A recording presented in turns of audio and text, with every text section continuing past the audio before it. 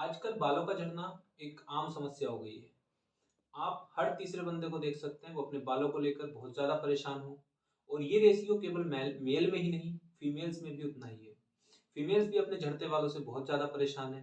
तरह तरह के ट्रीटमेंट करती हैं, तरह तरह की मेडिसिन यूज़ करती हैं, लेकिन वो अपने बालों को बचाने में नाकामयाब है। ये सब ट्रीटमेंट लेने से पहले हमें ये जान लेना बहुत ज़रूरी है कि हमारे बाल किस कारण से झड़ रहे हैं और हमें किस तरह की थेरेपी लेनी चाहिए, हमें किस तरह की मेडिसिन लेनी चाहिए ताकि हम अपने झड़ते बालों को रोक सकें।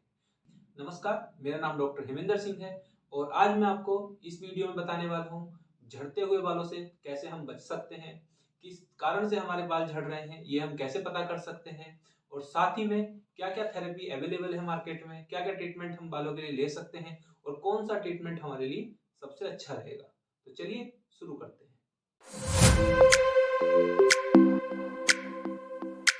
तो सबसे पहले हम लोग देख लेते हैं किस कंडीशन को हम कहेंगे कि हमारे बाल टूट रहे हैं।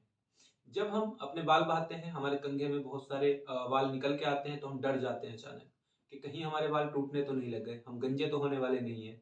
आजकल जो टकलापन है उससे बहुत ज़्यादा लोग परेशान हैं। तो मैं आपको बता दूं, अगर आपके 24 घंटे में 100 बाल टूट रहे हैं या 100 बाल से ज़्यादा टूट रहे हैं तो आप कहेंगे कि आपके बाल झड़ रहे हैं। यदि आपके बाल 24 घंटे में 100 बाल से कम है, 100 बाल से कम निकल रहे हैं कॉम्ब में, तो इसका मतलब ये नहीं है कि आपके बाल झड़ रहे हैं। हम झड़ते हुए बाल तभी कह सकते हैं जब आपके बाल 100 बाल से ऊपर हो। साथ ही में अब हम देख लेते हैं कि बाल झड़ने के क्या-क्या मुख्य कारण हो सकते हैं, किन-किन कारणों से हमारे बाल झड़ जाते हैं, ताकि हम इन सभी से बचाव कर सकें। तो सबसे पहला कारण है हमारा एज और हेरिटेज।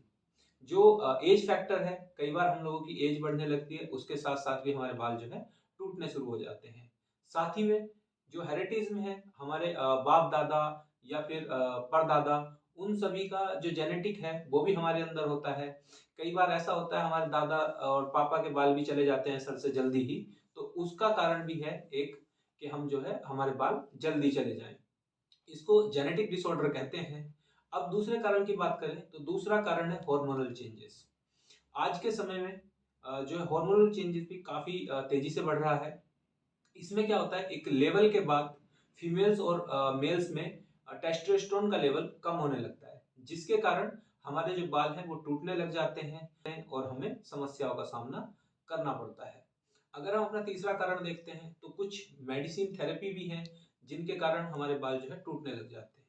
जैसे आसपास देखा होगा, जिन लोगों की कीमोथेरेपी हो रही होती है उन लोगों के बाल भी बहुत तेजी से टूट जाते हैं। कीमो में क्या होता है, जो कीमो की मेडिसिन है वो उन सेल को टारगेट करती हैं जो बहुत तेजी से मल्टीप्लाई हो रही होती है, यानी कि बढ़ रही होती है। इस तरह की सेल कैंसर में पाई जाती हैं, लेकिन हमारे जो हेयर्स हैं उनके ग्रोथ जो है वो भी काफ़ी तेज़ी से होती है। उनकी सेल्स भी काफ़ी तेज़ी से बढ़ती हैं, तो जो कीमो है वो जो हेयर की सेल है उनको भी टारगेट करती है, जिसके कारण हमारे बाल तेज़ी से गिर जाते हैं। यदि हमारे बाल कीमो से गिरे हैं तो उसमें कोई भी मेडिसिन या कोई भी थेरेपी हमारी जल्दी काम करने वाली नहीं है, जब तक कि हमारी कीमो चल रही है। कीमो के बाद ही हम कोई ट्रीटमेंट लें, तभी हमारे हेयर्स के लिए फ़ायदेमंद होगा। अब एक मुख्य कारण है आजकल बाल झड़ने का, जिसको कहते हैं स्ट्रेस। आजकल की बिजी लाइफ में हम लोगों को इतना ज़्यादा स्ट्रेस हो गया है कि हमें खुद के लिए भी सोचने का समय नहीं बचा है। स्ट्रेस चाहे फिजियोलॉजिकली हो या फिर साइकोलॉजिकली, दोनों ही स्ट्रेस हमारे लिए बहुत ज़्यादा खतरनाक है, हमारे बालों के लिए बहुत ज़्यादा खतरनाक है। जो व्यक्ति स्ट्रेस लेता है उनके हेयर्स की जो ग्रोथ है वो रुक जाती है और उसके बाल तेजी से झड़ जाते हैं। अब हम बात कर लेते हैं कि ट्रीटमेंट की। यदि हमारे बाल गिरने लग गए हैं या फिर तेजी से गिर रहे हैं तो हम उन्हें किस तरह से रोक सकते हैं। तो सबसे पहले अगर हम ट्रीटमेंट की बात करें तो सबसे पहले हम लोग जाते हैं मेडिसिन की तरफ, चाहे वो आयुर्वेदिक मेडिसिन हो या फिर एलोपैथी मेडिसिन हो। यदि बात करें एलोपैथी मेडिसिन की तो उसमें हम विटामिन भी लेते हैं, साथ में मिनोक्सिडिल और फेनिस्टेरॉइड भी यूज़ करते हैं। ये सभी मेडिसिन यदि आप यूज़ करें तो अपने डॉक्टर से ज़रूर सलाह ले लें, उसी के बाद यूज़ करें, क्योंकि इन सभी मेडिसिन के साइड इफ़ेक्ट देखे जाते हैं कई बार। अब हम दूसरी थेरेपी की बात करें तो आजकल मार्केट में पीआरपी बहुत ज़्यादा चलन में है। पीआरपी में क्या करते हैं, हम लोग आपके ब्लड से प्लाज़्मा को निकाल कर छोटी-छोटी सुइयों के द्वारा आपके जो हेयर्स हैं उनके रूट में इंजेक्ट कर देते हैं। जिससे वो प्लाज़्मा जो है वहाँ पे रूट्स में फैलकर एक तो उसको न्यूट्रिशन देता है, साथ ही में वहाँ पर ब्लड की सप्लाई को भी बढ़ा देता है। जिसके कारण जो हेयर्स हैं उनकी ग्रोथ बढ़ जाती है। अब इसके आगे भी एक टेक्निक है लेजर थेरेपी।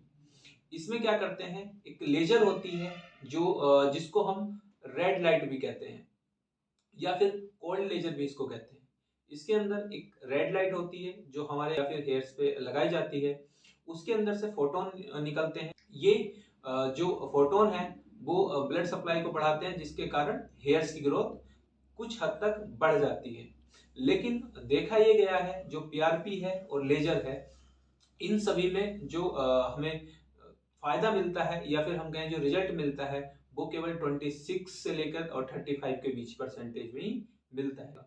क्योंकि बाकी की जो अदर्स पेशेंट हैं उनका और भी बहुत सारे कारण होते हैं। कई बार लो न्यूट्रिशन भी होता है, जिसमें हेयर्स की ग्रोथ के लिए हमें बहुत सारे मिनरल्स चाहिए होते हैं, जैसे आयरन है, विटामिन है, विटामिन B12 है, विटामिन B6 है। वो सब चीजें चाहिए होती हैं और बॉडी में उनकी कमी होती है, जिसके कारण हमारे हेयर टूटते हैं। और उस कंडीशन में हम चाहे जितनी भी थेरेपी ले लें, चाहे वो हम पीआरपी करा लें, चाहे हम वो लेजर करा लें, हमारे हेयर्स को कोई भी ग्रोथ नहीं मिलती। इसीलिए इन सभी थेरेपी के साथ मेडिसिन इनटेक करना भी बहुत जरूरी है। यदि आप कहेंगे तो मैं इन सभी थेरेपी के एडवांटेज और डिसएडवांटेज के लिए अलग से वीडियो बना दूंगा कि पीआरपी कैसे करते हैं, उसमें कैसे कितना कॉस्ट आता है और उसको हम कैसे करा सकते हैं। लेजर के लिए भी मैं आपको बता दूंगा कितना कॉस्ट आता है, ये कैसे होती है। यदि आपको ये सब जानना है तो नीचे वीडियो में कमेंट कर कर मुझे बोल दें, मैं नई वीडियो में ये सभी चीजें आपको बता दूंगा। अब हम इसको आगे बढ़ाते हैं, तो फिर इन सभी के बाद हमारे पास केवल एक ऑप्शन रह जाता है जो है हेयर ट्रांसप्लांट का। हेयर ट्रांसप्लांट जो है बहुत अच्छा नहीं माना जाता। कुछ लोग जो है हेयर ट्रांसप्लांट कराते भी हैं और उनको बाद में देखा जाता है कई बार इन्फेक्शन हो गया या फिर अदर कोई चीजें हो गई। यदि हम हेयर ट्रांसप्लांट कराएं तो उसमें हम ध्यान रखें कि एक ऑथेंटिकेट सर्जन या फिर अच्छी जगह पर ही कराएं। क्योंकि तो चलिए, मैं समझता हूँ आपको समझ में आया होगा कि हमें बाल झड़ रहे हैं तो किस कारण झड़ रहे हैं और क्या क्या हम इसमें कर सकते हैं और क्या क्या थेरेपी हम ले सकते हैं। इसी के साथ इस वीडियो को यहीं पर समाप्त करते हैं। यदि वीडियो अच्छी लगी हो और आप इसी तरह की और भी वीडियो चाहते हैं तो वीडियो को लाइक कर दें, शेयर कर दें और हमारे चैनल को सब्सक्राइब कर दें। धन्यवाद।